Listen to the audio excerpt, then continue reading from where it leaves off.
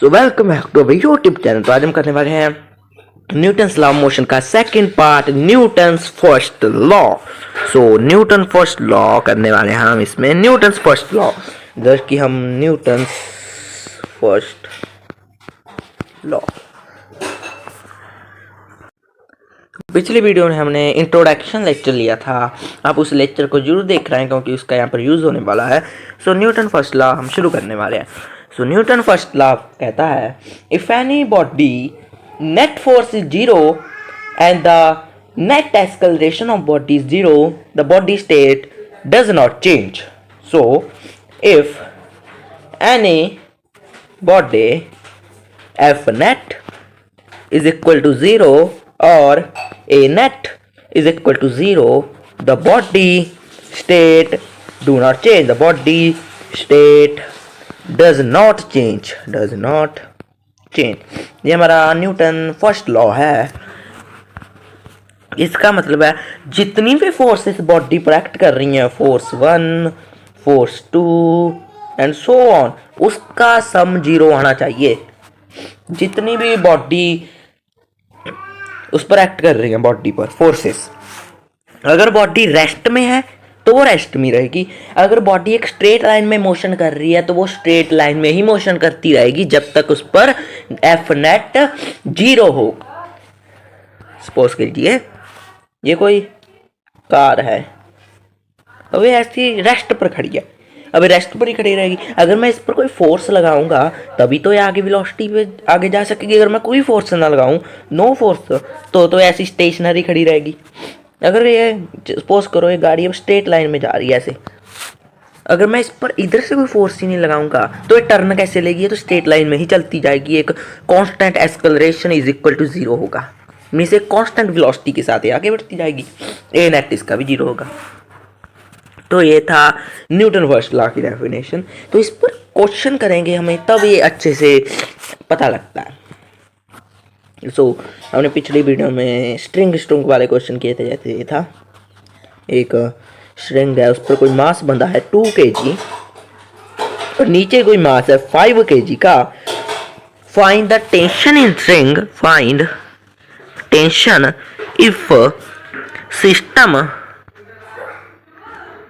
Is equilibrium. अब equilibrium का मतलब होता है सिस्टम रेस्ट पर है, इक्विलिब्रियम में है सिस्टम रेस्ट पर है। सो हमारा ये था क्वेश्चन। ऐसे था, एक पुली थी 2 kg का, ये बांध रखा था, नीचे 5 kg बांध रखा था, तो टेंशन ढूंढनी है।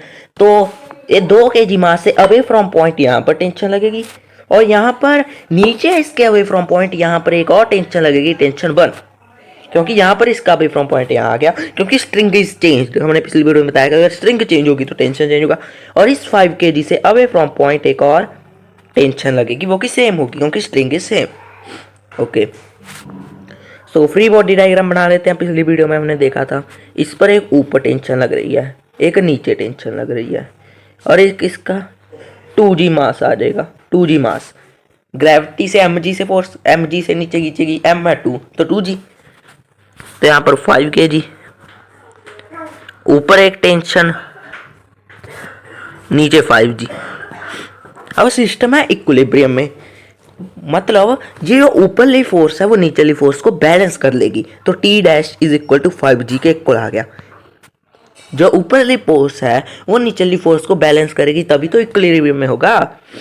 देखो, अरे यहाँ पर कोई बॉक्स है, मैं इधर से 10 न्यूटन की फोर्स लगाऊं और इधर से 10 न्यूटन की फोर्स लगाऊं, तो ये सिस्टम इक्विलिब्रियम में आ जाएगा। दोनों तरफ 10-10 न्यूटन की फोर्स लग रही है तो बॉडी की स्टेट ही नहीं चेंज होगी।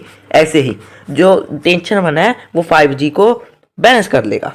तो g की वैल्यू हम 10 ले लेते हैं, तो टेंशन डैश की वैल्यू आ गई 5 न्यूटन, 50 न्यूटन। तो अब ये वाली टेंशन ढूंढते हैं। देखो 2 kg मास है, ऊपर लग रही है टेंशन, नीचे टेंशन डैश, और एक और 2g फोर्स आ रही है।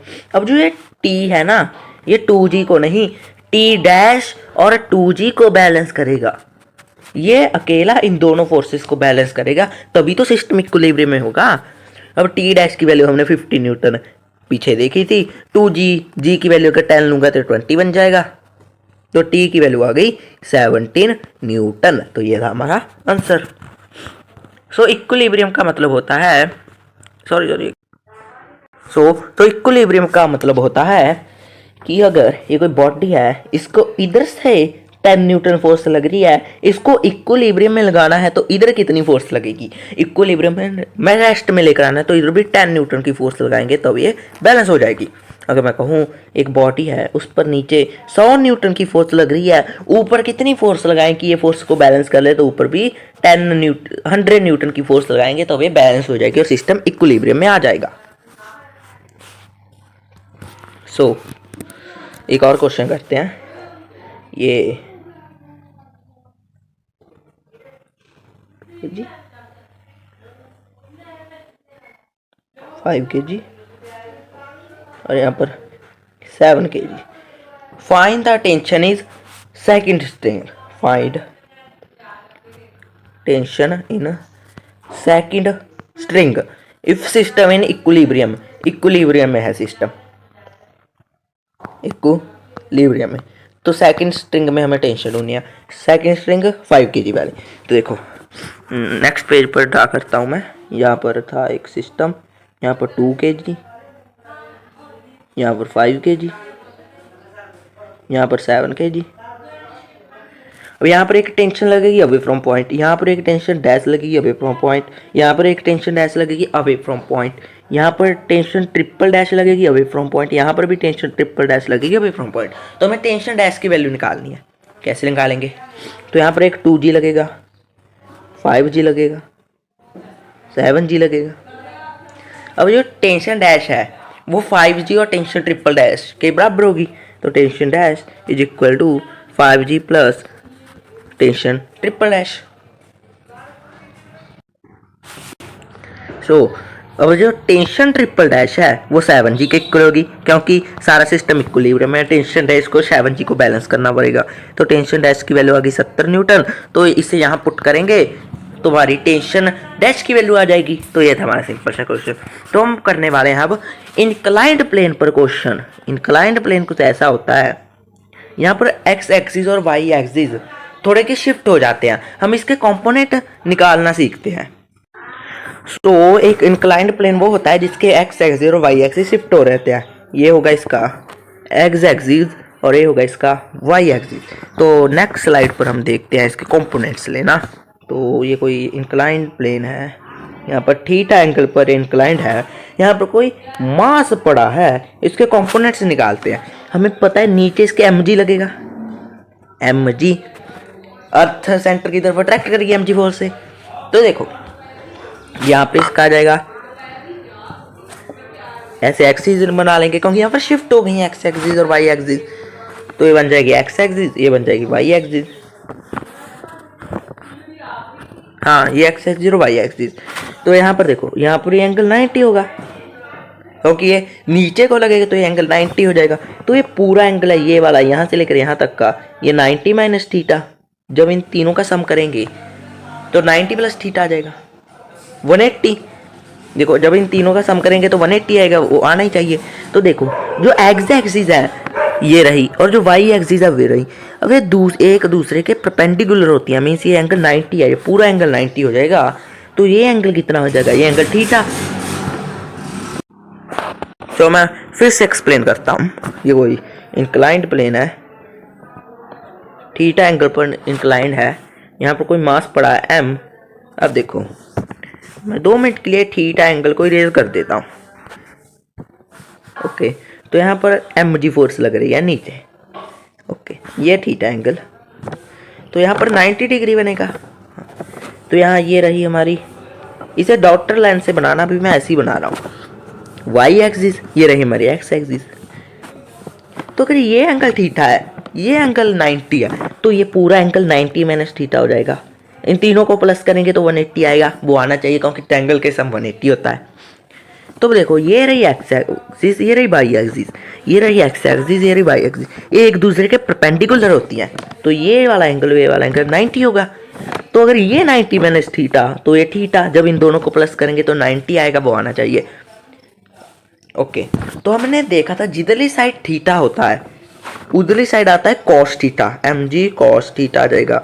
जिधरली साइड थीटा नहीं होता उसके परपेंडिकुलर वाली साइड आता है mg साइन थीटा। और जो mg साइन थीटा फोर्स होती है वो ग्रेविटी की तरह एक्ट करती है और जो मास है उसे इंक्लाइंड प्लेन से नीचे लेकर आने का काम करती है। ये थे हमारे इंक्लाइंड प्लेन के कंपोनेंट्स।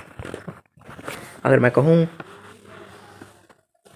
ये कोई मास है 5 kg का, इसके कंपोनेंट्स निकालने हैं। अब हम मिनट से फट से इसके कंपोनेंट 5g, तो यहाँ पर इसका एक कंपोनेंट ऐसे आ जाएगा 5g cos थीटा। अगर एंगल नहीं दिया तो यहाँ पर आ जाएगा 5g sin थीटा। ये रहे इसके कंपोनेंट्स। चलो अब इस पर क्वेश्चन करते हैं। सो यहाँ पर एक इंक्लाइंड प्लेन है, तो रुक जाओ, ऐसे एक इंक्लाइंड प्लेन है यहाँ पर और थीटा एंगल पर इंक्लाइंड है। यहाँ पर कोई मास पड़ा है m, यहाँ पर एक रस्सी से इसको बांध रखा है। इसमें हमें tension and normal reaction forces ढूंढनी है, वो किसके इक्वल होंगी। तो हमें पता है mg से इसको अट्रैक्ट करेगा नीचे, तो इधर इसका कंपोनेंट आ जाएगा mg cos theta, mg cos theta. इधर आ जाएगा mg sin theta, mg sin theta. और टेंशन अवे फ्रॉम पॉइंट, इधर को इसके टेंशन लगेगी और नॉर्मल रिएक्शन इस पर ऐसे लगेगी परपेंडिकुलर। तो इसका एफ बी डी बना देते हैं। एफ बी डी इसका आ जाएगा, ये मास है कोई, इधर इसके टेंशन थी, इधर इसके टेंशन थी, इधर इसके एम जी साइन थीटा थी, इधर एम जी साइन थीटा, और इधर इसके नॉर्मल रिएक्शन थी जो कि टेंशन से परपेंडिकुलर थी, और इधर इसके एम जी कॉस थीटा थी। अब देखो ये टेंशन है mg cos थीटा को बैलेंस करेगा, ये sorry normal reaction mg cos theta को बैलेंस करेगा, ये टेंशन mg sin थीटा को बैलेंस कर लेगा। इक्विलिब्रियम में है हमारा, तो n आ जाएगा हमारा mg cos थीटा और t आ जाएगा हमारा mg sin थीटा। ऐसे हम इंक्लाइंड प्लेन के क्वेश्चन सॉल्व करते हैं। चलो एक और क्वेश्चन ले लेते हैं। यहाँ पर कोई 5 kg का मास पड़ा है, यहाँ पर एक रस्सी से उसको बांध रखा है। अब सिर्फ टेंशन ढूंढनी है, सिर्फ टेंशन, तो वो पता है। चलो इसको मैं मान लेता हूँ 45 डिग्री पर इंक्लाइंड है, सिर्फ टेंशन ढूंढ लो। हमें पता है इधर लगेगी इसके mg, इधर लग जाएगी इसके 5g लगेगी, है ना, m की वैल्यू 5 है, इधर लग जाएगी 5 cos थीटा और थीटा की वैल्यू है 45, इधर लग जाएगी इसके 5g sin 45, इधर इसके टेंशन है। अगर सिस्टम इक्विलिब्रियम में है तो टेंशन 5g sin 45 के इक्वल आ जाएगी। Tension is equal to 5g sin 45।